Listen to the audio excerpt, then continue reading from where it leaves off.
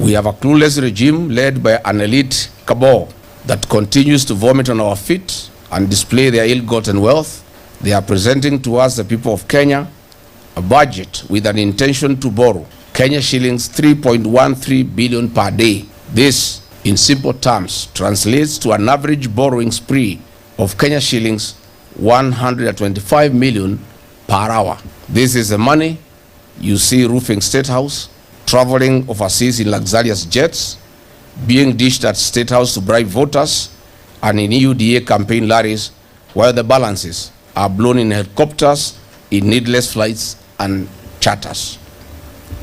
What if this money was channeled to our schools, hospitals, and road infrastructure to achieve a multiplier effect in the economy? Reports have shown that this government steals Kenya shillings 3 billion per day.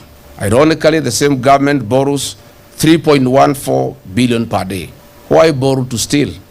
Why can't you even steal less if at all you have to? What a regime. But first, we pose a fundamental question and state an undeniable fact.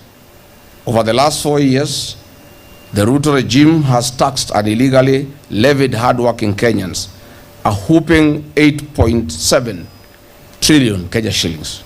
Further, they have borrowed a whole 4.2 trillion Kenya shillings. Please show us the corresponding development projects. Where is the impact on Wanjiko? Fellow Kenyans, further, our country is trapped in a dangerous borrowing cycle.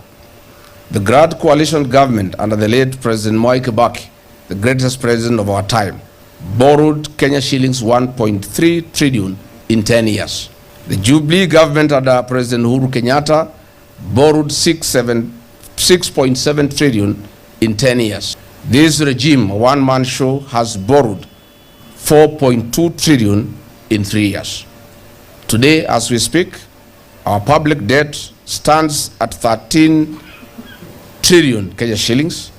The debt to GDP ratio is at 72.4%, which is far beyond the legal ceiling set by the Public Finance Management Act 2023. Ordinarily, a ratio of 55% debt to the GDP should guide fiscal restraint. But more troubling is the fact that interest on debt is currently at 1.3 trillion Kenya shillings per year.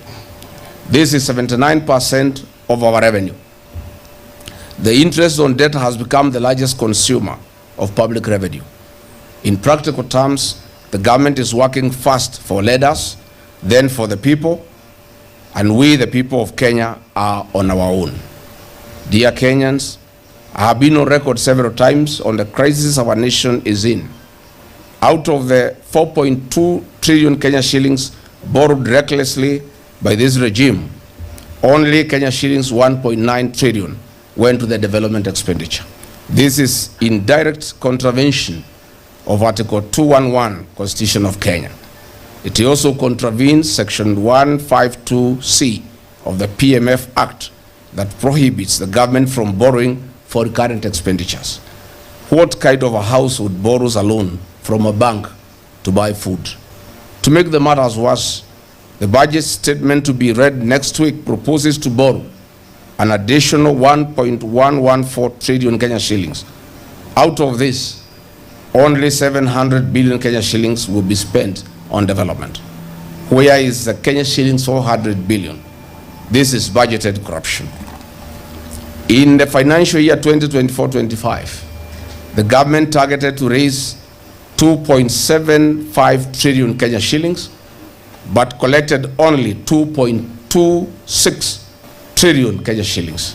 The revenue target was missed by Kenya shillings 487 billion. Why? In the financial year 2025-2026, the target was raised to Kenya shillings 2.92 trillion. The collections are at only Kenya shillings 2.04 trillion, leaving a shortfall of Kenya shillings 877 billion. Despite this persistent underperformance, the government is projecting tax revenues of Kenya shillings 2.86 trillion in the financial year 2026-2027. We are well advised that a realistic projection on revenue collections will be at 2.29 trillion Kenyan shillings. Kenyans should expect a worse tax regime midway and lots of failed promises as usual. As the DCP party, we note with great concern that the expenditure projections of this regime continue to grow at a pace completely out of touch with Wanjiku. For example, a teacher in Wajir who earned a gross pay of 50,000 Kenya shillings in the year 2022 took home a net pay of Kenya shillings 42,000. However, and unfortunately under this regime, the same teacher takes home a net pay of 38,000 Kenya shillings. This is to skyrocketing food and fuel prices, and to a country where the roads are poorer, schools are no longer get capitation, and health care no longer works. Another example, in the year 2022, a basket of essential goods stood at Kenya shillings 14,000. Under this elite regime, it is now stands at 25,000 Kenya shillings for a medium-sized family. In addition to a shrinking payslip, Kenyan households are no longer able to save or afford essential goods for their families. Above all, the purchasing power has been sunk. This is while the wages remain stagnant and taxes keep soaring. Fellow Kenyans, the result is not prosperity. The result is economic fatigue, reduced consumer spending, shrinking margins for businesses, and rising public anger. Kenyans remain under deep unspoken stress. In the budget statement, we have made a closer examination of sectoral allocations, reveals a worrying shift in Kenya's national priorities over the past 3 years. Kenya's priority sectors are education, health, and agriculture. These sectors touch every Kenyan and every facet of our lives. Previous informed and caring governments gave priority and adequate funding to these sectors. During the Grand Coalition administration, education continuously received between 20 and 25% of the national budget, making it one of the government's highest priorities.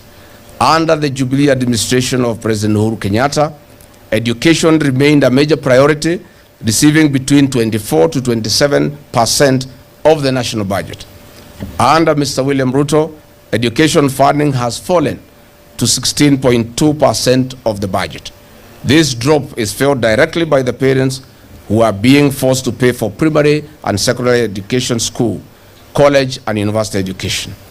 The gains made in free primary and free day secondary school education are all being blown into oblivion. What is the future of our children? Why is this regime at war with our children and our youth? Why are you killing our future? Under the budget estimates of 2025-2026 financial year, agriculture remains at crossroads. Traditionally, agriculture has been the backbone of our economy. The sector has been traditionally been receiving between 4% to 6%. Under this regime, agriculture has been grossly defunded. Only 2% of the total budget has been allocated to this sector. This is despite the fact that this sector employs a majority of the population and remains the socio-economic backbone of our rural livelihoods. Mr. President, why are you defunding agriculture? Did you consult the over 7.1 million registered farmers and the 40% of the total population and nearly 70% of the rural workforce depending on agriculture? If you're still managing rentals using notebooks and caretakers, see how Joel Karangu Maina switched to a system that runs his 76 units automatically. Every month, caretakers traveled to his office with handwritten records. Balancing the math took hours. Payments never merged and tenants never got receipts. Then Joel switched to BomaHat, Kenya's award-winning property management software. Now payments update automatically, receipts go out via SMS, and every report is just one click away. He now runs all 76 units from his phone. No chaos, no confusion. Join hundreds of landlords doing the same. For more information, please call 0717 512 483 or visit www.bomahat.com. If you're in need of electrical wiring, solar installation, or electrical fittings such as strip lights, snake lights, downlighters, or chandeliers, contact Engineer Wycliffe at 0707 476602 and he'll get your house dapped up.